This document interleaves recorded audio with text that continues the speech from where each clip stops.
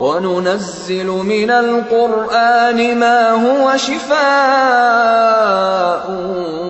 وَرَحْمَةٌ لِّلْمُؤْمِنِينَ وَلَا يَزِيدُ الظَّالِمِينَ إِلَّا خَسَارًا۔ اعوذ باللہ من الشیطان الرجیم۔ پناہ مانگتا ہوں اللہ کی شیطان مردود سے۔ بسم اللہ الرحمن الرحیم۔ اللہ کے نام سے جو رحمان اور رحیم ہے۔ یہاں سے یونس علیہ السلام کا قصہ شروع ہو رہا ہے۔ آیت کریمہ کیونکہ یونس علیہ السلام نے پڑھی تھی مچھلی کے پیٹ میں، تو اس کو تو نہیں سمجھ سکے کہ آیت کریمہ کی حقیقت کیا ہے ہم، لیکن یہ ہے کہ ہم نے فائدے اٹھانے چاہیے اس سے، غلط ہو یا صحیح ہو، ہر معاملے میں ہم نے اس کو استعمال کیا آیت کریمہ کو۔ یہ بہرحال بہت بدقسمتی ہے کہ اللہ کے قرآن کو بھی اس طرح استعمال کیا جائے کہ جائز ناجائز ہر طرح سے۔ ہمارے شہر کراچی میں ایک میمن مسجد ہے، بہت بڑی مسجد ہے، وہاں پہ ایک صاحب جایا کرتے تھے اور جمعے کی نماز پڑھتے تھے، اور وہ کہتے تھے کہ آیت کریمہ ہم نے ذرا دیر کے اندر اتنے ڈھیر لوگ بیٹھتے ہیں اور 1.25 لاکھ ختم شروع ہوتے ہیں، ختم ہو جاتا ہے، سب پڑھتے ہیں اسے آیت کریمہ کو، اور پھر دعا ہوتی ہے، اور پھر اس کے بعد یہ ایک عمل ہوتا ہے، اور اس کی بڑی اہمیت ہے اس عمل کی۔ وہاں پر کس نے کس مقصد کے لیے پڑھا، اور کیا پتہ ہے کہ آیت کریمہ کی حقیقت کیا ہے؟ یونس علیہ السلام نے یہ جو الفاظ کہے، جو معنی ہیں وہ کیا ہیں، اور کیا یونس علیہ السلام کو کس نے سکھائی یہ ساری کچھ باتیں، اور انہوں نے جو یہ پڑھا اور مقصد کیا تھا اس کو پڑھنے کا، یہ ساری باتیں کیا پتہ ہیں ان لوگوں کو جنہوں نے 10 منٹ میں آیت کریمہ 1.25 لاکھ مرتبہ پڑھ لیا؟ اور یہ 1.25 لاکھ کیا چیز ہے؟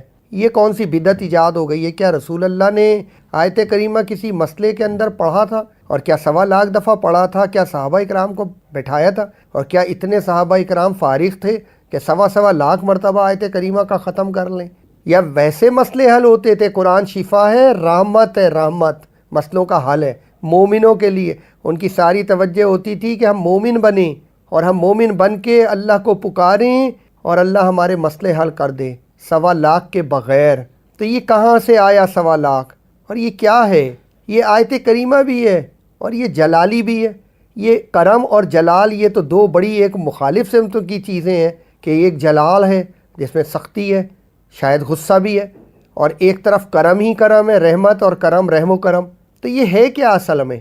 یہ سب دھندے ہیں مولویوں کے، اور انہوں نے پیٹ بھرنے کے لیے جو کھیل کھیلا ہے، کیونکہ ان کو غرض اس سے یہ ہوتی ہے مولویوں کو کہ ہم آیت کریمہ پڑھ گیں گے، مدرسے سے بلا کے پڑھوائی جاتا ہے، کیونکہ لوگ تو ملتے نہیں ہیں، مدرسے کے بچے آ جاتے ہیں۔ وہ کیوں آ جاتے ہیں؟ مدرسے کے بچے اس لیے آتے ہیں مولوی صاحب کے ساتھ، مولوی صاحب کو پیسے ملتے ہیں، کھانے پینے کو ملتا ہے، اور مدرسے کے بچوں کو بھی کھانے پینے سے دلچسپی ہوتی ہے، انہیں کھانے پینے کے لیے ملتا ہے۔ اور پڑھتے کیا ہیں؟ مدرسے کے بچوں کو کیا معلوم کہ آیت کریمہ کیا ہے؟ مدرسے کے بچوں کا کیا تعلق اس گھرانے سے جہاں وہ گئے ہیں آیت کریمہ پڑھنے کے لیے؟ وہ تو بالکل طوطا مینا کی کہانی ہے، کچھ پتہ ہی نہیں ہے اور سب کچھ ہو رہا ہے۔ تو یہ سارا جو ایک کھیل کھیلا گیا، چکر چلایا گیا، اس کے بارے میں سوچیں، اور پھر یہ آیتیں پڑھ کے دیکھیں کہ آیت کریمہ کی حقیقت کیا ہے۔ وَإِنَّ يُونُسَ لَمِنَ الْمُرْسَلِينَ، اور یقیناً یونس بھی رسولوں میں سے تھا۔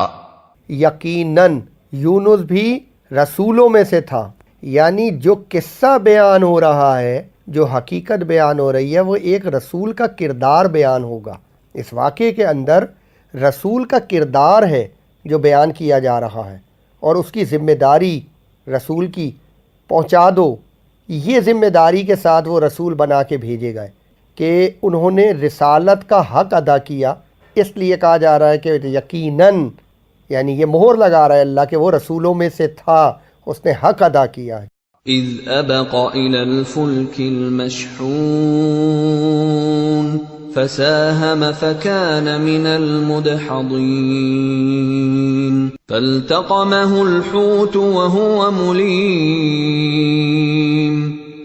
یاد کرو جب وہ ایک بھری کشتی کی طرف بھاگ نکلا، پھر قرعہ اندازی میں شریک ہوا اور اس میں مات کھائی، آخر کار مچھلی نے اسے نگل لیا اور وہ ملامت زدہ تھا۔ ایک واقعے کی طرف اشارہ ہے کہ یونس علیہ السلام اپنی قوم میں ہیں اور بار بار انہیں سمجھاتے ہیں، قوم سمجھ کے نہیں دیتی. بالکل یہی منظر ہے جیسے آج کا منظر ہے. اور پھر اس کے بعد میں جب ان کو سمجھ میں نہیں آیا تو ایک وقت ایسا بھی آ گیا جو یونس علیہ السلام ڈراتے رہے کہ تم پہ عذاب آ جائے گا اگر تم نہیں مانو گے اللہ کی توحید کو، تو اپنے طرز زندگی نہیں بدلو گے، اللہ کے دین پہ نہیں آؤ گے تو تم پہ اللہ کا عذاب آئے گا. یہ طریقہ اللہ نے اختیار کیا ہوا ہے قوموں کے لیے. اور پھر ایک وقت آیا کہ انہوں نے دیکھا کہ بادل آ گئے عذاب کے. اب بہت پریشان ہیں یونس علیہ السلام اس عذاب کو دیکھ کر، اور آپ نے پھر ان کو سمجھایا کہ دیکھو یہ عذاب آ گئے. اور قوم کی حالت یہ ہے کہ قوم کہہ رہی ہے نہیں یونس تم یہاں بھی دھوکہ کھا رہے ہو، یہ تو بارش برسے گی، یہ تو یہ ہوگا تو یہ ہوگا، برکتیں رحمتیں نازل ہوں گی، کوئی عذاب وذاب نہیں ہے. بہت سمجھانے کے باوجود جب دو مختلف رائے بن گئیں، ایک وقت کے رسول کی رائے، ایک اس قوم کی رائے، تو وہ بڑے غصے میں آئے، بڑے جھنجھنائے اور بڑی ان کے اوپر ایک کیفیت طاری ہوئی یونس علیہ السلام پر. اور اس حالت میں وہ یہ کہہ کر کہ دیکھو 3 دن میں عذاب آ جائے گا تمہارے اوپر اور تم برباد ہو جاؤ گے، یہ سب کچھ بات کر کے اللہ کی اجازت کے بغیر انہوں نے اپنا علاقہ چھوڑ دیا، اپنی قوم کو چھوڑ دیا اور نکل گئے وہاں سے. لیکن یہاں سے ان کی جو غلطی ہوئی ان سے بغیر اللہ کی اجازت کے نکلنے کی اور غصہ ہونے کی، بس یہاں سے ان کے مسائل شروع ہو گئے. نکلے ہیں، دریا پر گئے ہیں، کشتی بھری ہوئی تھی، اس بھری ہوئی کشتی میں جگہ بنا کے سوار ہو گئے ہیں. اور جب وہ بیچ میں پہنچی ہے دریا کے اور وہ کشتی کے ڈوبنے کا معاملہ ہونے لگا تو قرآن دازی کی گئی کہ کسی ایک کو تو اترنا پڑے گا دریا میں، کچھ بھی ہو قربانی دینی پڑے گی.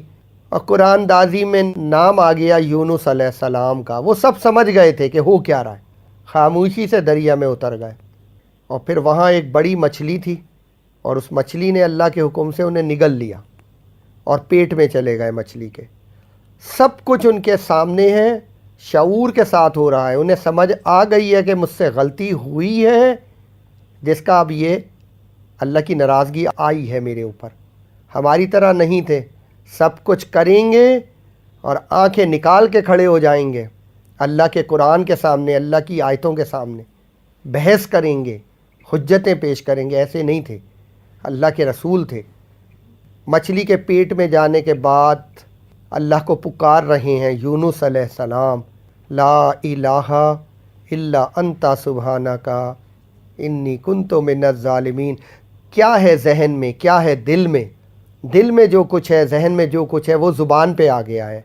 نہیں کوئی الہ سوائے اے اللہ تیرے، کوئی سننے والا نہیں، کوئی معاف کرنے والا نہیں، کوئی بچانے والا نہیں، کوئی پریشانی سے اندھیروں سے نکالنے والا نہیں.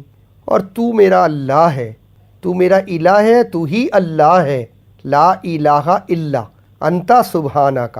اور تو کیسا اللہ ہے، تو تو پاک ہے میرے رب کہ تجھ سے کوئی غلطی ہو جائے، تجھے غصہ آ جائے اور تو کسی ایسی حرکت کا سامنا کر جائے، انی کنت من الظالمین، جیسے میں نے ظلم کیا اپنے اوپر، بجائے تیرے حکم پورا کرنے کے میں اپنے نفس کا شکار بن گیا، غصے میں آ گیا اور بغیر تیری اجازت کے میں نے اپنا علاقہ چھوڑ دیا، یہ غلطی کی میں نے. انی کنت من الظالمین.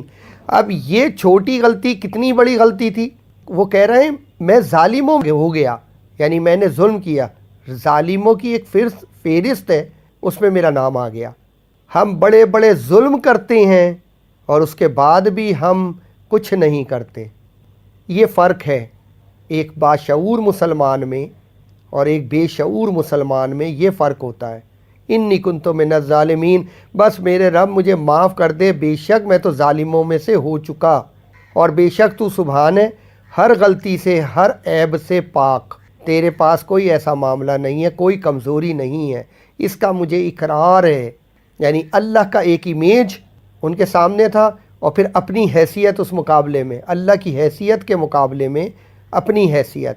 یہ انہوں نے مچھلی کے پیٹ میں جا کر اس طرح اللہ سے معافی مانگی، اس طرح اپنے کو پیش کیا اللہ کے سامنے اور اللہ سے معافی چاہی کہ میرے رب بے شک میں ظالموں میں سے ہوں اور تیرے سوا تو ہے ہی نہیں کوئی الہ، کوئی اللہ اور ہے ہی نہیں کہ کس کے پاس جاؤں۔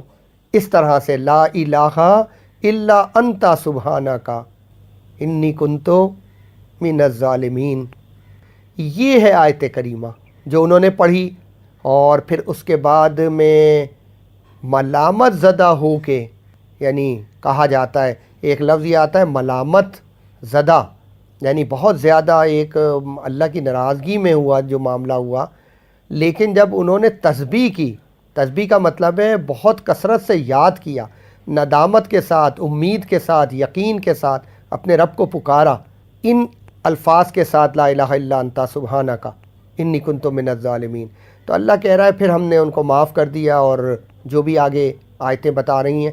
لیکن یہ کہا جا رہا ہے کہ اگر یونس یہ تسبیح نہ کرتا، یعنی کثرت سے ہماری حمد و ثنا نہ کرتا اور اپنا اقرار نہ کرتا، غلطی کا معافی نہ مانگتا، اس انداز کو اختیار نہ کرتا، تو پھر قیامت اس حال میں آتی کہ مچھلی کے پیٹ سے ہی نکلتا قیامت کے دن یونس، یعنی اتنی سختی ہو چکی تھی اس معاملے کے اندر۔ انی کنتو من الظالمین، یہ بتا رہا ہے اللہ کہ دیکھو گناہ ہو جائے تو فوری طور پہ معافی مانگو اور اس کا احساس کرو۔ جیسے آدم علیہ السلام سے غلطی ہوئی، پھر انہوں نے فوراً استغفار کی اور فوراً اقرار کیا اپنی غلطی کا، اور پھر اس طریقے سے انہوں نے اقرار کر کے اپنی معافی کروائی اور دوبارہ اللہ کی رضا کے ساتھ وہ زندگی لے کر آگے چلے۔ یہ سارا معاملہ جو ہے ان کے ساتھ ہوا آدم علیہ السلام کے ساتھ، اور ہمیشہ سے ہمیشہ تک اسی طرح سے اپنی غلطیوں پہ استغفار، اور استغفار کے ساتھ پھر اللہ کی ناراضگی کو دور کرنا، اللہ کو راضی کرنا اور اللہ کی رضا کے ساتھ زندگی کو آگے بڑھانا۔ فلولا أنه كان من المسبحين للبث في بطنه إلى يوم يبعثون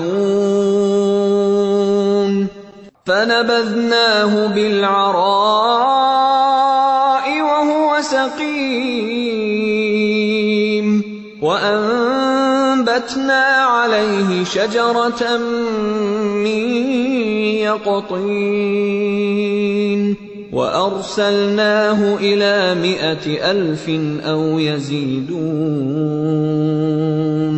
فآمنوا فمتعناهم إلى حين۔ اب اگر وہ تسبیح کرنے والوں میں سے نہ ہوتا تو روز قیامت تک اسی مچھلی کے پیٹ میں رہتا۔ آخر کار ہم نے اسے بڑی سقیم حالت میں ایک چٹیل زمین پر پھینک دیا اور اس پر ایک بیلدار درخت اگا دیا۔ اس کے بعد ہم نے اسے 1,00,000 یا اس سے زائد لوگوں کی طرف بھیجا، وہ ایمان لائے اور ہم نے ایک وقت خاص تک انہیں باقی رکھا۔ یہ استغفار کرنے سے اور ذکر کرنے سے اور کثرت سے ذکر کرنے یعنی تسبیح کرنے سے ہوا کیا کہ اللہ کہہ رہا ہے آخر کار ہم نے اس کو نکال لیا مچھلی کے پیٹ میں سے، بہت سقیم حالت میں، یعنی بالکل پلپلی حالت میں۔ ایسا نہیں ہوا ادھر گئے اور ادھر نکل آئے، اچھا ٹائم لگا ہے، وہاں رہے ہیں، استغفار کی ہے کثرت سے، تو ظاہر ہے کچھ وقت بھی چاہیے تھا نا۔ تو جب وہ وقت لگا ہے تو وہ بالکل مچھلی کے پیٹ میں سے پلپلی حالت میں نکلے ہیں باہر۔ اب یہ اللہ کا احسان ہے، اس نے نکال لیا باہر اور ایک زمین کے اوپر ان کو ڈال دیا گیا اللہ کے حکم سے، وہ وہاں پہنچا دیے گئے، اور پھر ان کے ساتھ پھر وہ بیل کا ایک معاملہ کیا گیا جو ان کو سایہ بھی دیتی تھی ان کی حفاظت کے لیے، اور ان کے کچھ کھانے پینے کا انتظام بھی وہیں تھا۔ اس طریقے سے یہ اللہ کی اب رحمتیں برکتیں کس وجہ سے کہ انہوں نے کثرت سے اللہ کو یاد کیا، اپنی غلطیوں کا احساس کرتے ہوئے استغفار کی آیت کریمہ کے ذریعے سے، اس سارے معاملے کو انہوں نے تسبیح کے طور پہ کیا، یعنی اس کی تعداد کو اچھا خاصا کیا، گن گن کے نہیں پڑھا 1,00,000 مرتبہ، لیکن انہوں نے کافی توجہ کے ساتھ اور کافی وقت لگایا اس کے اوپر اپنے اللہ سے معافی مانگنے میں۔ اس کا یہ نتیجہ نکلا کہ مچھلی کے پیٹ سے باہر آ گئے، اور پھر ان کو ایک جگہ پہنچایا ایک قوم میں جو لاکھوں کی تعداد میں تھی، اور پھر وہ لوگ ایمان لے کے آئے۔ دل کس نے پھیرا ان کا؟ پہلی قوم تو ایمان نہیں لائی، اس قوم کا دل اللہ نے پھیر دیا یونس علیہ السلام کے لیے، اور پھر وہ وہاں رہے اور اسی طرح وہ دنیا سے اٹھائے گئے۔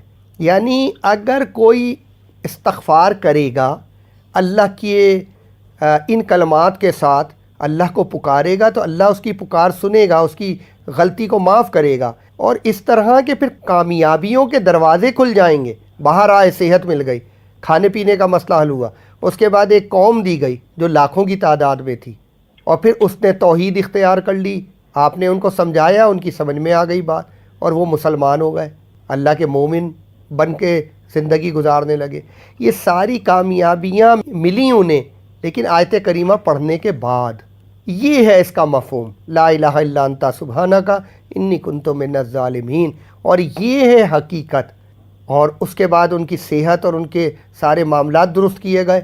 اگلا مرحلہ، اور پھر ان کو ایک قوم دی گئی، مقصد زندگی، مقصد رسالت قوم ملی جو لاکھوں کی تعداد میں تھی، انہوں نے ان پر وقت لگایا، محنت کی، اللہ نے ان کے دل پھیر دیے، اور مقصد رسالت پورا ہو گیا کہ توحید پھیلا کر اس علاقے میں، ان لوگوں میں اللہ کا حکم آ گیا، اور اللہ کے حکم کے تحت وہ دنیا سے رخصت ہو گئے۔